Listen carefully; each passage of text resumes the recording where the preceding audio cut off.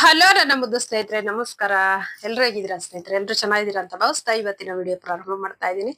ಇವತ್ತಿನ ದಿನ ಸ್ನೇಹಿತರೆ ನವರಾತ್ರಿಯ 6ನೇ ದಿನದ ದುರ್ಗಾ ಮಾತೆ 6ನೇ ಅವತಾರ ಬಂದ್ಬಿಟ್ಟು ಕಾತ್ಯಾಯನಿ ದೇವಿ ಸ್ನೇಹಿತರೆ ಪೂಜೆಯನ್ನ ಮಾಡ್ತಾ ಇದ್ದೀನಿ ಸ್ನೇಹಿತರೆ. ಹಾಗಾಗಿ ಇವತ್ತಿನ ಬಣ್ಣ ಬಂದ್ಬಿಟ್ಟು ಬೂದು ಬಣ್ಣ. ನನ್ನ ಹತ್ರ ಈ ಸೀರೆ ಇತ್ತು, ಹಾಗಾಗಿ ಹಾಕೊಂಡಿದ್ದೀನಿ ಸ್ನೇಹಿತರೆ. ಈ ದಸರಾ ಅಂದ್ರೆ ಸಂಭ್ರಮ ಸಡಗರ ಸ್ನೇಹಿತರೆ. ಯಾಕಂದ್ರೆ ಇಲ್ಲಿ ಬಂದ್ಬಿಟ್ಟು ಉತ್ತರ ಕರ್ನಾಟಕ ಭಾಗದಲ್ಲಿ ಅಂಬಾಭವಾನಿ ದೇವಿಯನ್ನ ಪೂಜಿಸಿದೆ. ನಮ್ಮ ಕಡೆ ಬಂದ್ಬಿಟ್ಟು ತಾಯಿ ಚಾಮುಂಡೇಶ್ವರಿ ಪೂಜೆ, ಅದರಲ್ಲೂ ಈ ಮೈಸೂರು ಭಾಗದಲ್ಲಿ ಹೋದ್ರೆ ತುಂಬಾನೇ ಚಂದ, ವಿಶೇಷವಾಗಿ ಅಂತಾನೆ ಹೇಳ್ಬೋದು. ಗೊಂಬೆಗಳ ಹಬ್ಬ ಅಂತಾನೆ ಹೇಳ್ಬೋದು. ಅಷ್ಟು ಚಂದ ಇರುತ್ತೆ, ಅದನ್ನ ನೋಡೋದೇ ಒಂದು ಖುಷಿ ಸ್ನೇಹಿತರೆ. ನಮಗೆ ಅದೇ ರೀತಿಯಾಗಿ ಇದನ್ನ ಮಾಡ್ಕೊಂಡು ಬಂದಿರೋದ್ರಿಂದ. ಹಾಗೇನೆ ಇನ್ನೊಂದೇನಂದ್ರೆ ಹಳ್ಳಿ ಊರುಗಳಲ್ಲಿ ಎಲ್ಲಾ ಕಡೆನೂ ಅಂಬು ಹೊಡೆಯುವಂಥದ್ದು ಸ್ನೇಹಿತರೆ. ಅದಂತೂ ತುಂಬಾನೇ ಚಂದ ಇರುತ್ತೆ. ಚಿಕ್ಕಂದಿನಿಂದ ನಮ್ಗೆ ಅದನ್ನ ಪಾಲಿಸ್ಕೊಂಡು ಬಂದಿದ್ವಿ, ನೋಡ್ಕೊಂಡು ಬಂದಿದ್ವಿ. ಆದ್ರೆ ಇಲ್ಲಿ ಬಂದ್ಬಿಟ್ಟು ಸ್ವಲ್ಪ ಇಲ್ಲಿ ಗುಲ್ಬರ್ಗಕ್ಕೆ ಬಂದಾಗಿಂದ ಅದೆಲ್ಲ ಸ್ವಲ್ಪ ಇಲ್ಲ, ನೋಡೋದಕ್ಕೆ ಎಲ್ಲ ಕಡಿಮೆ. ಹಾಗಾಗಿ ನಮ್ಮೂರಲ್ಲಿ, ಅದ್ರಲ್ಲೂ ನಮ್ಮ ತವ್ರ ಮನೆಯಲ್ಲಿ ಬಂದ್ಬಿಟ್ಟು ತುಂಬಾನೇ ಚಂದ ಆಚರಣೆ ಮಾಡ್ತಾರ ಅಂತಾನೆ ಹೇಳ್ಬೋದು. ಹೋಗೋಣ ಅಂತಂದ್ರೆ ಹೋಗೋದಿಕ್ಕೆ ಆಗಲ್ಲ, ಯಾಕಂದ್ರೆ ಇಲ್ಲಿ ಊರಲ್ಲಿ ಹಬ್ಬ ಇರುತ್ತೆ, ಅಲ್ಲಿಗೆ ಹೋಗಿರ್ಬೇಕು. ಹಾಗಾಗಿ ಹೋಗೋದಿಕ್ಕೆ ಆಗಲ್ಲ ಸ್ನೇಹಿತರೆ. ನೋಡೋಣ, ಭಗವಂತನ ಆಶೀರ್ವಾದ ಇದ್ದಾಗ ಖಂಡಿತವಾಗ್ಲೂ ಹೋಗ್ಬರೋಣ ಅಂತೆ. ನಂತರ ಬಂದ್ಬಿಟ್ಟು ತುಂಬಾ ಮಳೆ ಅಂದ್ರೆ ತುಂಬಾ ಮಳೆ ಬರ್ತಾ ಇದೆ ಸ್ನೇಹಿತರೆ. ನೋಡ್ಕೊಂಡ್ ಬನ್ನಿ, ಕ್ಲಿಪ್ಪಿಂಗ್ಸ್ ಹಾಕಿದೀನಿ.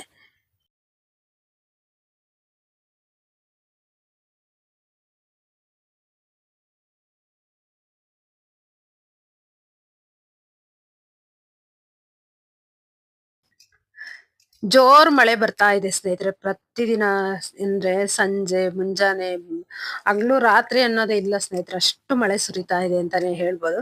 ಹಾಗೇನೆ ಸಂಜೆ ಮಳೆ ಪ್ರಾರಂಭ ಆಯ್ತು, ಮೊದಲನೇ ದಿನ ಪ್ರಾರಂಭ ಆಗಿದ್ದಿ ಮಳೆ. ಅದು ಕ್ಲಿಪ್ಪಿಂಗ್ಸ್ ತೆಕ್ಕೊಂಡೆಲ್ಲ ಈ ವಿಡಿಯೋದಲ್ಲಿ ಶೇರ್ ಮಾಡ್ಕೊಂಡಿದೀನಿ ಸ್ನೇಹಿತರೆ.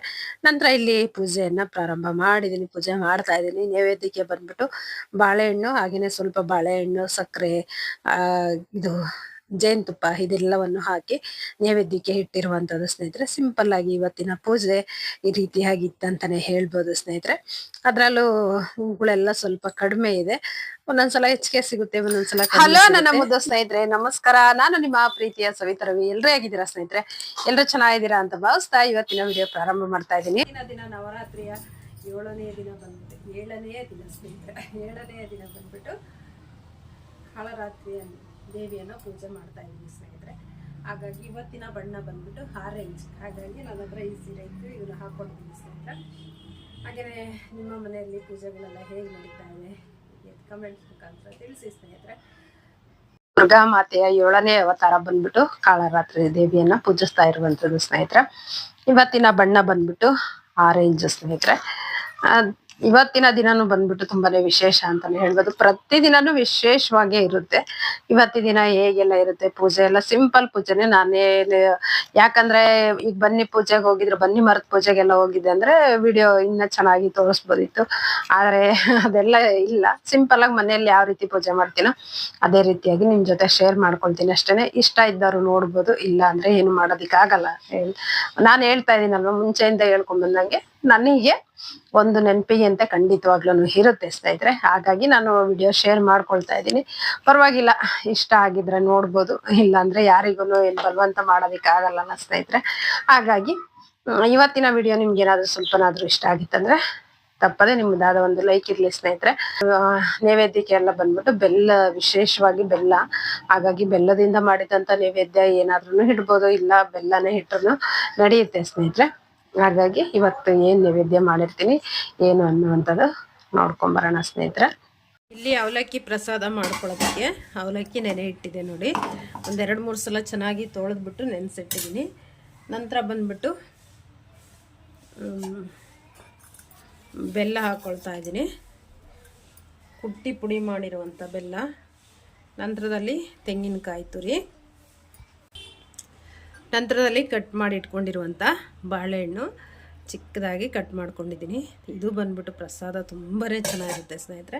ಇದಕ್ಕೆ ಸ್ವಲ್ಪ ಏಲಕ್ಕಿ ಪುಡಿನೂ ಸೇರಿಸ್ಕೊಳ್ತೀನಿ, ನಂತರ ಸೇರಿಸ್ಕೊಳ್ತೀನಿ. ಇದಿಷ್ಟನ್ನು ಮಿಕ್ಸ್ ಮಾಡಿ ಇಟ್ಬಿಡ್ತೀನಿ. ಚೆನ್ನಾಗಿ ಹೊಂದ್ಕೊಳ್ಳುತ್ತೆ ಸ್ನೇಹಿತರೆ. ತುಂಬಾ ಶ್ರೇಷ್ಠ ಅವಲಕ್ಕಿ ಪ್ರಸಾದ. ನೈವೇದ್ಯ ಅಂತೂ ನೈವೇದ್ಯ ಸ್ನೇಹಿತರೆ. ಪ್ರಸಾದನೂ ಅಷ್ಟೇ, ನಾವು ಸ್ವೀಕರಿಸುವಾಗ ಎಷ್ಟು ಚೆಂದ ಇರುತ್ತೆ ಗೊತ್ತಾ. ಭಗವಂತನಿಗೆ ನೈವೇದ್ಯ ಮಾಡಿ ನಾವು ಸ್ವೀಕರಿಸುವಾಗ ಅದರ ಅನುಭವನೇ ಬೇರೆ ಅಂತಲೇ ಹೇಳ್ಬೋದು, ಅಷ್ಟು ಚೆನ್ನಾಗಿರುತ್ತೆ. ಇದನ್ನೆಲ್ಲ ಚೆನ್ನಾಗಿ ಹೊಂದಿಸ್ಕೊಳ್ತೀನಿ. ಎಲ್ಲ ಹೊಂದಿಸ್ಕೊಂಡಿದ್ದ ನಂತರದಲ್ಲಿ ಚಿಟಿಕೆ ಏಲಕ್ಕಿ ಸ್ನೇಹಿತರೆ. ಇದನ್ನು ಸೇರಿಸ್ಕೊಂಡ್ಬಿಟ್ರೆ ಸ್ನೇಹಿತರೆ ಆಹಾ ಪರಿಮಳ ಎಷ್ಟು ಚೆನ್ನಾಗಿರುತ್ತೆ ಗೊತ್ತಾ. ಭಗವಂತನ ನೈವೇದ್ಯಕ್ಕೆ ಅವಲಕ್ಕಿ ಪ್ರಸಾದ ರೆಡಿ ಆಯಿತು. ಇದಕ್ಕೆ ಬೇಕಂದರೆ ನಾವು ಸ್ವಲ್ಪ ಜೇನುತುಪ್ಪನೂ ಸೇರಿಸ್ಕೊಂಡ್ರೆ ಇನ್ನೂ ತುಂಬ ಚೆನ್ನಾಗಿರುತ್ತೆ ಸ್ನೇಹಿತರೆ. ನಾನು ನೈವೇದ್ಯಕ್ಕೆ ಇಡೋ ಟೈಮಿಗೆ ತೋರಿಸ್ತೀನಿ. ಹೊಸದು ತುಪ್ಪದ ಬಾಟ್ಲಿ, ಜೇನುತುಪ್ಪದ ಸ್ನೇಹಿತರೆ ನೋಡಿ, ಈಗ ತಾನೇ ಓಪನ್ ಮಾಡಿರುವಂಥದ್ದು. ಎಷ್ಟು ಚೆನ್ನಾಗಿರುತ್ತೆ ಗೊತ್ತಾ ನೋಡಿ ಸ್ನೇಹಿತರೆ. ಇನ್ನೂ ಓಪನ್ ಮಾಡಿರುವಂಥದ್ದು ಜಸ್ಟು. ಇದು ಒಂದು ತೊಗೊಂಡ್ರೆ ಒಂದು ಫ್ರೀ ಇರುತ್ತಲ್ವ, ಆ ಥರ ಇದರಲ್ಲಿ ತೊಗೊಂಡು ಬಂದಿದ್ದಂಥದ್ದು 2 ಬಾಟಲು. ನಾನು ಬೇರೆ ಇದಕ್ಕೆ ನನಗೆ ಬೇರೆ ಸಪ್ರೇಟ್ ಇಟ್ಕೊಂಡಿದ್ದೀನಿ. ಇದು ದೇವರಿಗೆ ಅಂದ್ಬಿಟ್ಟು ಈಗಿನ್ನ ಜಸ್ಟ್ ಓಪನ್ ಮಾಡಿದಂಥದ್ದು. ಈಗ ನೈವೇದ್ಯ ರೆಡಿ ಆಯಿತು. ಈಗ ಪೂಜೆ ಪ್ರಾರಂಭ ಮಾಡೋಣ ಸ್ನೇಹಿತರೆ.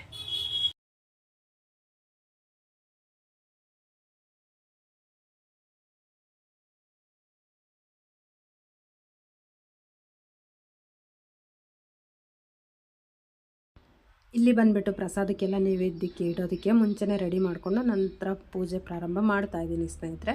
ಹಾಗೆಯೇ ಬಾಳೆಹಣ್ಣು ಇವತ್ತು ಇರಲಿಲ್ಲ, ಹಾಗಾಗಿ ಸೀಬೆಹಣ್ಣು ನೈವೇದ್ಯಕ್ಕೆ ಇಟ್ಟು ನಂತರ ಏನು ಅವಲಕ್ಕಿ ಪ್ರಸಾದ ಮಾಡಿದ್ನಲ್ವ ಅದು 1 ಕಪ್ ಹಾಲು, ಈ ರೀತಿಯಾಗಿ ಎಲ್ಲ ಸಿಂಪಲ್ಲಾಗಿ ಇಡ್ತೀನಿ ಸ್ನೇಹಿತರೆ. ಪ್ರತಿದಿನ ನೀವು 1 ಕಪ್ ಹಾಲಿಟ್ಟು ನೈವೇದ್ಯಕ್ಕೆ ಪೂಜೆ ಮಾಡಿ ನೋಡಿ ಸ್ನೇಹಿತರೆ, ನಿಮಗೆ ಎಷ್ಟು ಖುಷಿ ಇರುತ್ತೆ, ನಿಮ್ಮ ಮನೆಯಲ್ಲಿ ಎಷ್ಟು ಬದಲಾವಣೆಗಳಾಗುತ್ತೆ ಎನ್ನುವಂಥದ್ದು ಖಂಡಿತವಾಗ್ಲೂ ನಿಮಗೆ ಗೊತ್ತಾಗುತ್ತೆ ಸ್ನೇಹಿತರೆ. ಮಾಡ್ತಾ ಹೋಗಿ, ನಿಜವಾಗ್ಲೂ ಆಮೇಲೆ ನಂತರ ನೀವೇ ಹೇಳ್ತೀರ ಮಾಡಿದವರು.